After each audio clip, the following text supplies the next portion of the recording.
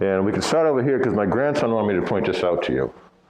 So the shop is so big that my grandson made a map. And he posted the map right here as you walk in the door. Which, if somebody new comes in, it's on the end of the toolbox here, you'll know where you are at all times. So he's 8 years old, and that's what he's done. I also have an 11-year-old granddaughter, and she'll come out here, and my grandson comes out here just to hang out with me. They've made little projects for gifts for their parents. I have a chunk of wood that my granddaughter uses to bang nails in, because it's something easy she can do. Both kids have done a little bit of turning on the lathe. My grandson has a passion for sanding, which I'm fine with that. He goes, "Papa, you can turn, I'll sand." And I'm going, "Be careful what you wish for." But that's what he likes to do. How long have you had this shop in this? This shop was built in 2010, I think. And this section, it's a 32 by 40. That's walled off from my wife's car, which she insisted she have a place to keep her car because she didn't want to move it in and out of the shop when I was turning something or building something. So we compromised and made this little building. It's all storage upstairs with a set of stairs out back. And it's strictly wood stove heat? Strictly wood stove heat, because I was too smart when I built this to put radiant in the floor. Thinking, oh, I don't need that. Hindsight's 20/20. But the wood stove works quite fine. We typically start the stove in October. My wife stays at home, and if I'm out working, she will keep the stove going while I'm gone, and it runs 24 hours a day. So do any turnings end up in that little stove over there? One or two may have. And also wood that I've gathered that I didn't get to before it cracked will serve as firewood for the stove and for heat. So we built some racks over here. I've got some pieces that are drying. These are some rough turn pieces I have. These are pieces that I've gotten. A lot of this elm came from a tree in Concord that I got. Then we have some cherry, we have some burl, we have maple, we have black locust, black walnut. And like I said, a lot of these are drying. I've gone to, like this piece here is a piece of ash, and I still weigh pieces and write the dates and the weights on them, and when the weights stop changing, I consider them stabilized. But I'm also, over the years, have gotten a feel for the wood, and you can tell a lot of times when it's dry or still wet just by how it feels, how cold it is. You want to explain the bucket? Now this bucket is full of liquid dish soap, or liquid dish detergent, and it's sealed. So you'll have to, well, here we go.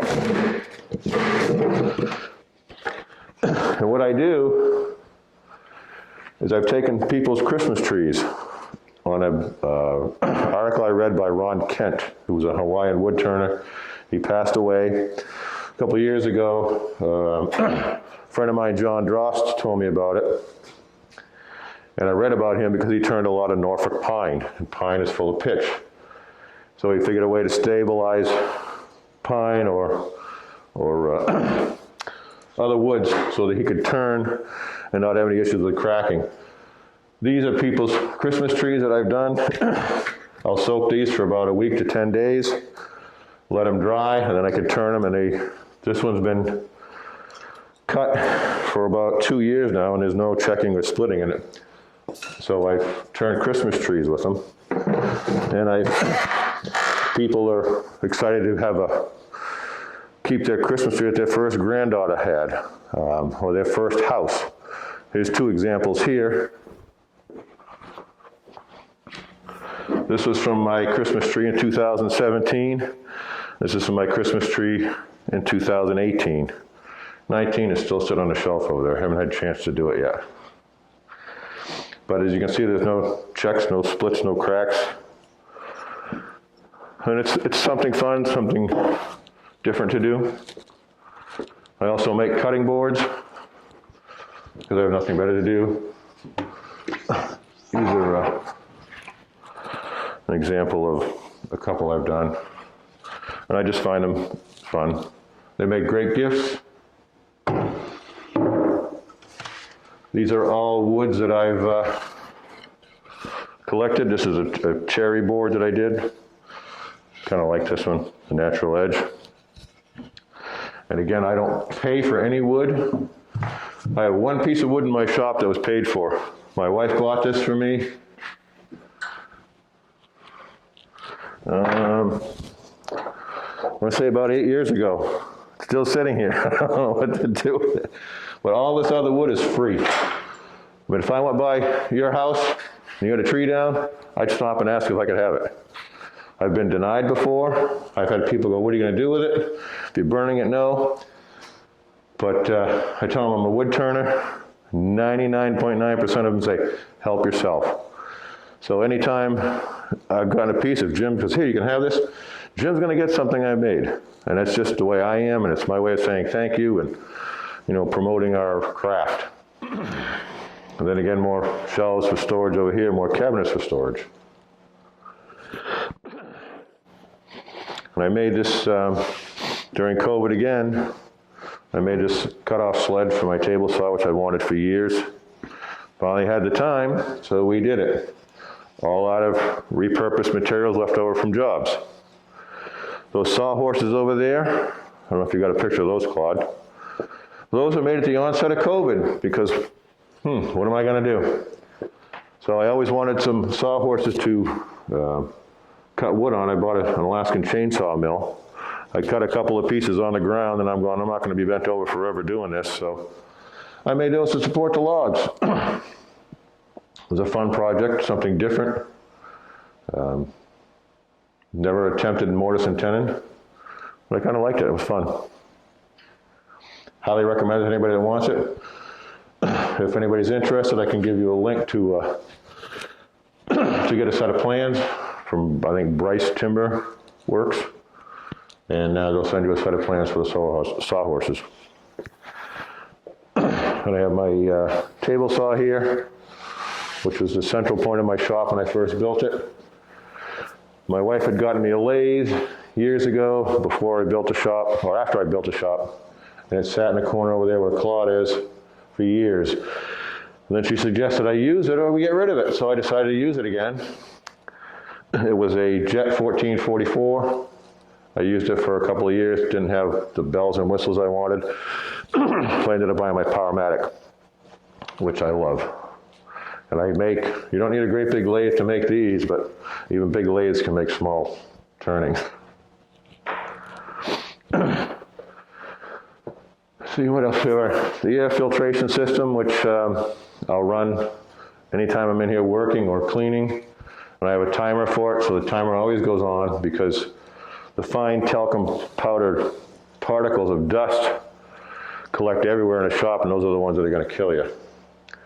So if you can get as much of that captured as you can, it's very, very helpful.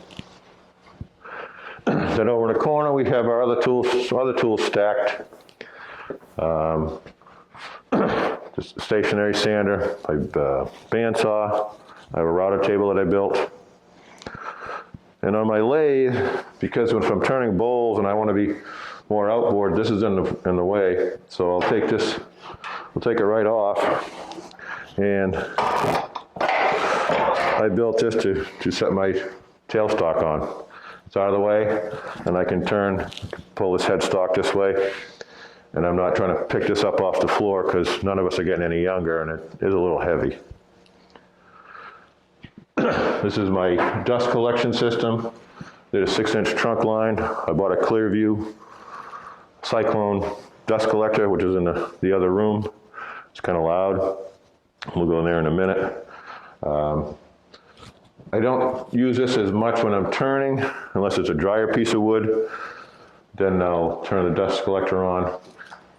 And then we have this piece of foam here, which you're probably wondering what that's for. Very helpful.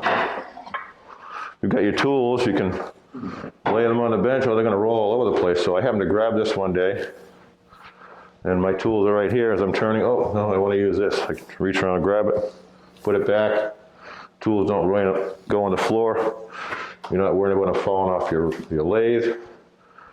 And it's just something that I happened to come across one day. I think Claude saw that at Sunapee and he goes, I like that idea. Yep. So, just little tips like this you're going to see in people's shops that kind of help everybody. And my grandkids, this is my grandson's workstation. He's made his own business cards out of wood. My granddaughter's made hers out of wood. But they come out here. This is his wood storage here, his sawdust collection. But I think the fact that the kids come out here, they drill holes, they'll pound nails, and getting the kids involved in woodworking, I think is awesome. They don't clean anymore in here. I'm discouraged with that. They used to come out here and say, can we clean your shop? Can we clean your shop? And I was very fortunate for 2 years, but now they want to get paid to clean. So this is a maple bowl, sugar maple, that someone had given me 2 big pieces of, and this is going to become a Christmas present for them, which will probably get finished this weekend. It was turned in, rough turned in May, and it's ready to turn now, to finish turn. So looking forward to that. We have sanders here. This was my first thickness gauge. I couldn't afford one at the time like this, so I'm going, then I went on YouTube. Like I said, YouTube is a good teacher, and they said it takes some heavy wire. This is still my favorite thickness gauge. As goofy as it sounds, I've been turning about 5 years now, but I love this thing. So it came off a joint compound bucket, exactly. You can adjust it quickly. Oh wait, I want to have it thinner. So now you can take this and you can check your thickness all the way down through your bowl. Like I said, it's very simple, very effective. In here, we have a vacuum pump that was built by Peter James. Very fortunate that Claude introduced me to him, and he made this pump for me. Stays in the cabinet here. And when I want to use the vacuum chuck, it's right here. Sandpapers are in here. And then I assortment of sandpaper here. Turning tools, and my grinding station, sharpening station here. Now what's about the grinder? Just a standard bench grinder. I bought this Robo-Rest, so I watched the Robo Hippie, and I saw that he was selling these. It's a quick change. So now, let's say we wanted to touch up the edge of this. It's a 60-degree angle. Come over here, 60 degrees. Sharpen it. I'm gonna put this one away. Oh wait, now I want to do my bottom feeder. Oh, that's a 65 degree. Come over here and do 65, and we can sharpen. It's very, very quick and very efficient. I like it. I think Jim Forbes ended up getting one of these. I think Claude Dupree's gonna get one too. He's getting one. If you read any write-ups on it, or professionals, oh, I'm not getting the exact 37.95 degree angle I want on it. It's almost irrelevant. Close enough. It's close enough, and it is so simple and so easy. I love it. You can do the same thing with my skew. You just set the angle and back and forth, and you're done. I don't hone my tools per se, but then you have the Wolverine Jig here. I've modified mine a bit because you need, if you have a detail gouge, that's a different setting. A bowl gouge is different, spindle is different, so I'll take this. I'm going to sharpen my spindle gouge now. And take this, that's set in here. We'll grab a spindle gouge, put it in the jig. I have this block which is pre-drilled to 1 3/4 inches. Set that in, little turn, and we put it in here, we can sharpen it. And if you want to cut the heel with 3/4 inch block that we set in here, and it just grinds the bottom edge off so you can get it a little bit tighter with your cuts. What wheel are those two wheels? This one is a 350, and this one I believe is a 180. A lot of people use an 80 grit wheel. I don't know why. I've also been told this 350 is too fine. I have no problem with it. They're CBN wheels. Yes, yes, sir. But I love this. And when I bought the CBN wheels, you get this cool little light with it. Yeah. I have 3 of those, I love those. The lights? Yeah, Yeah. you can put them anywhere you want. Yeah, this one I got, I think from another company. I have another one which the neck didn't last too long on, but I'll modify the light and attach it to it at some point. But I've gotten to a point now where I am ready to retire or semi-retire, and because I find I don't have enough time to be in my shop. So I want to be more like Claude.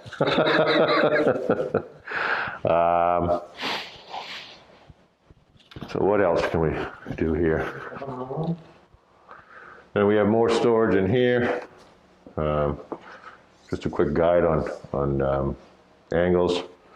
One thing I did get is a wood burning pen, which I wanted for years, and it can do some shading with it. I haven't tried that yet because I haven't had time because I've been working. But I'll sign most of my pieces now with this. I used to use a marker, but if sometimes we're putting finish on and use a marker, it wipes it right out. But this is a nice little investment, something different. Most of the finish I use is a Waterlox product, and I bought these stop loss bags. This Waterlox has been in this bag probably 10 months now. I know I talked to Claude on other turners before, and we'd have cans, and by the time you get halfway through the can, it started to solidify, and you can't use it. What is the bag again? It's called a stop loss bag. Woodcraft sells them. I highly recommend them. I like them. I know Ron Marcoux uses a vacuum system for his, and that works great. But I gave Bruce Trull one of these to try out. I think he likes it. But I mean, we pay enough money for finish that you don't want to spend $40 on a can of finish and then, just take a $20 bill and put it in the wood stove. So I use that. Then I use some bush oil.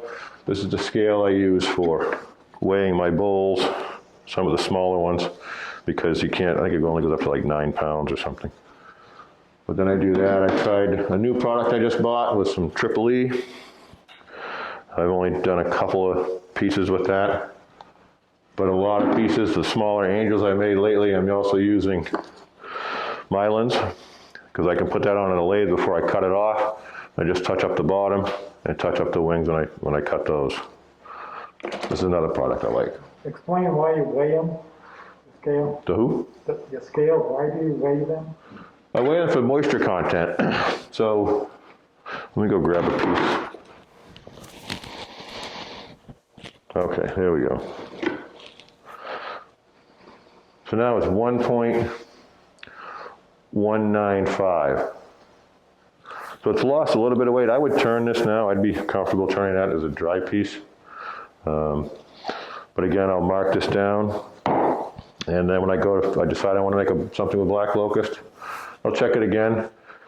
How do you know when it's good enough? That's kind of a convoluted question in a way. When it stops losing weight, or the weight's very marginal, then I consider it stable. But some pieces, I don't have any out here right now that I've turned. I mean, like if this piece here, if it develops a crack in it, it's a character to me. These are what I would call character trees. They're people, I was disappointed when I had these crack, especially this one when it split. This is why this piece sold. Somebody wanted this split. So again, I'll turn some of these, I'll turn this green, and I'll get different things happen to it. But it all depends on what you want to see. And all these pieces have been cut and dried. These are all pieces of ash that this was cut, probably a year or so ago. And I just cut these into chunks. These will hopefully become angels and make somebody smile.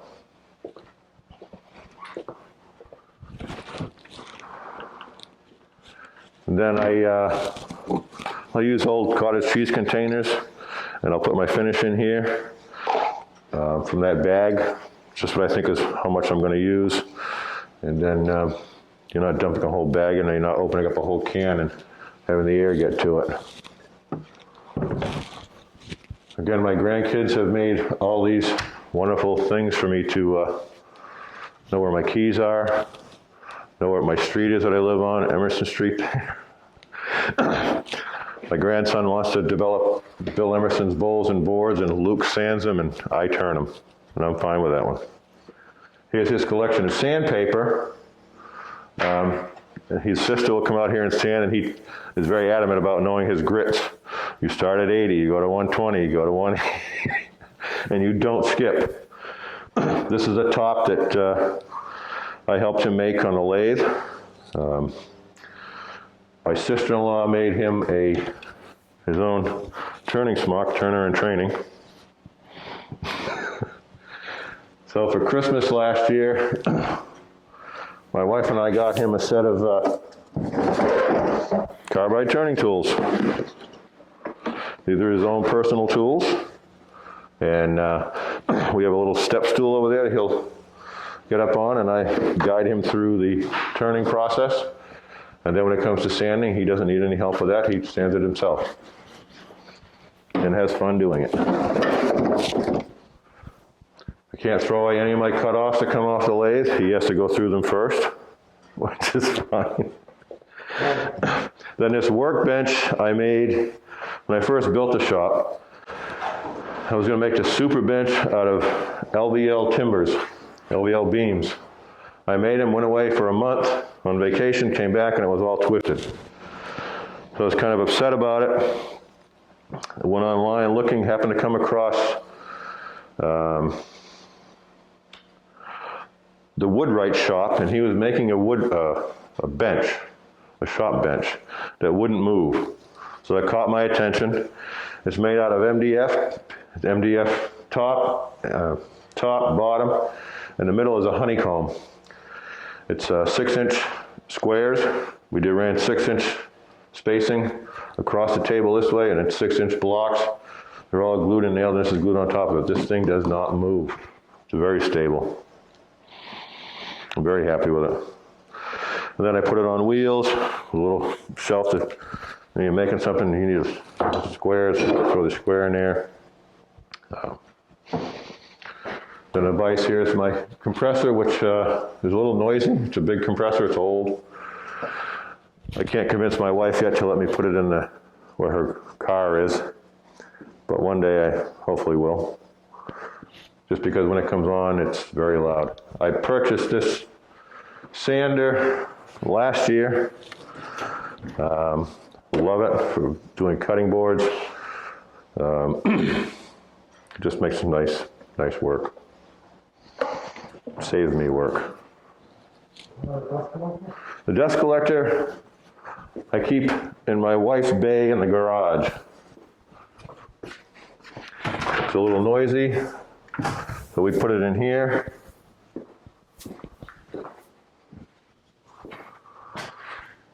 It's a Clearview Cyclone 3. Got the filters there. To my barrel. I don't typically collect shavings with it. I mean, I'll turn it on for dust, but when the kids are in the shop, or sometimes I'll clean up, I'll fill this. I empty this probably, depending how busy I am, 2 or 3 times a year. Mostly it's just all fine sawdust in there. This pleated filter, when I bought it, I asked the lady, how often do I change it? She asked me how old I was. She goes, you'll never change it. She just come in here 2 or 3 times a year again with an air chuck and blow this out. Everything drops down here. And you can collect all the fine shavings there instead of collecting them in your lungs.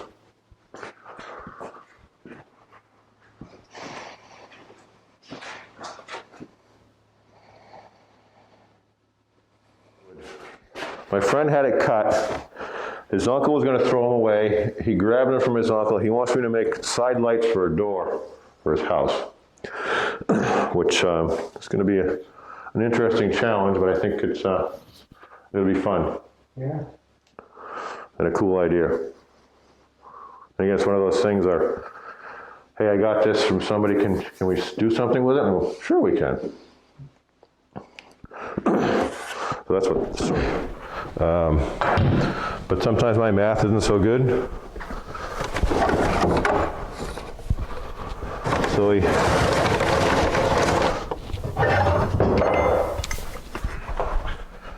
ended up, you're going to have your rest in here, and then the cutter. I'll think about this for a second here. Yes.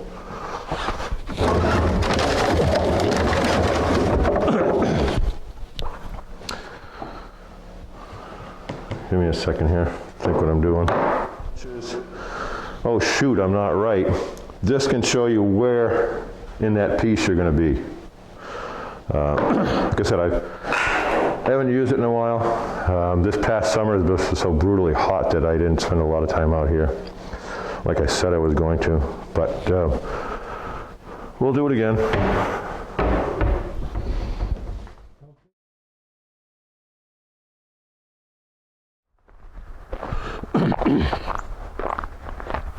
So watch your step, gentlemen.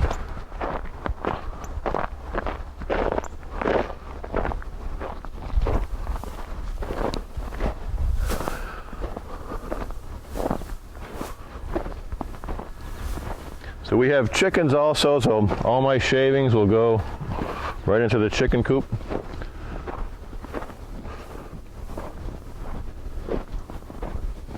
So you got an electric tank? Yes, we had bears this year. I have a bear take on all my chickens. We had 7 bears here this year. And does the fence work? Yes, it does. I've had no bears since then. And the chicken coop is all made from recycled materials too. This piece of mulberry wood, which cracked and checked and split, so now it's firewood. And I have about 2 cords of maple over here that's I didn't get to before the snow, obviously. We have rounds of catalpa over there. Under tarp number 1 is ambrosia maple. Under tarp number 2 is black walnut. Under tarp number 3 is black locust.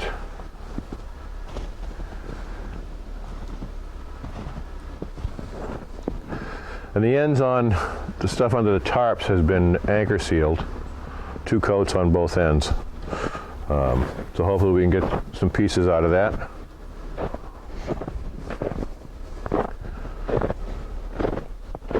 I also have a Kubota tractor which helps me in the processing of these bigger pieces.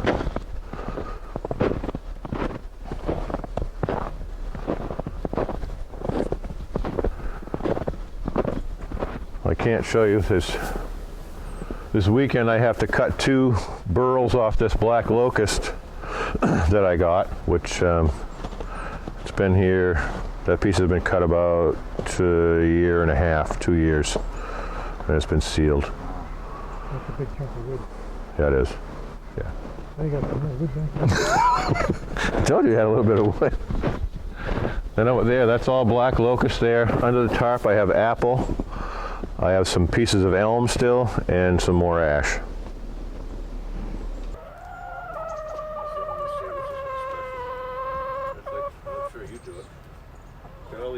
special pieces of wood. I'm like, you know what? Screw it. I need it for this. That's what I'm using it for. About ready to dry or That's a beauty. finish turn. Thank you.